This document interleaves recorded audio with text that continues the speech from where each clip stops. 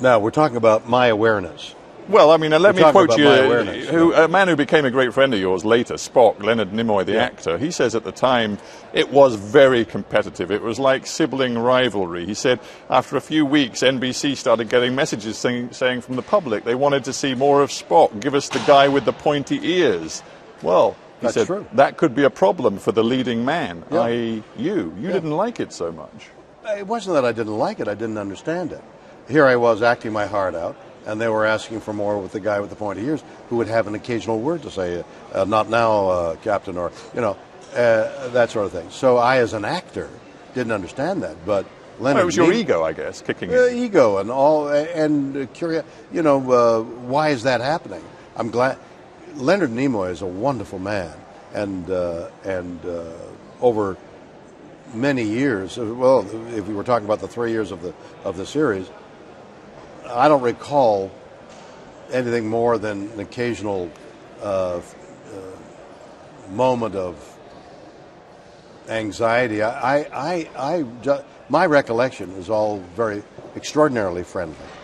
Well, I know you must have been aware that George Takei, for example, who played Sulu, and Nichelle Nichols, whom we've talked about, afterwards they did suggest that, they wrote to be polite, that you had a very big ego, right, and that you were somewhat insecure about others getting too much of the limelight. No, that isn't so. That is their interpretation years later. Nichelle and George were people who came in for a day, maybe in a week or 10 days of shooting when we were shooting. They were not there very often. And after the show was over and Star Trek became popular, they would go to conventions like this and suddenly begin to realize, I should have had my own show, they began to think. Then they began to write in books about my ego. I don't have an ego.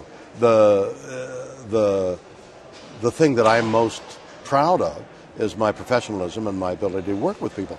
I never had, in 3 years of association with them, I never had a bad word with any of them, but especially with George and Walter, and it was only years later that, in fact, the way I discovered it was I was writing a book, and I went in to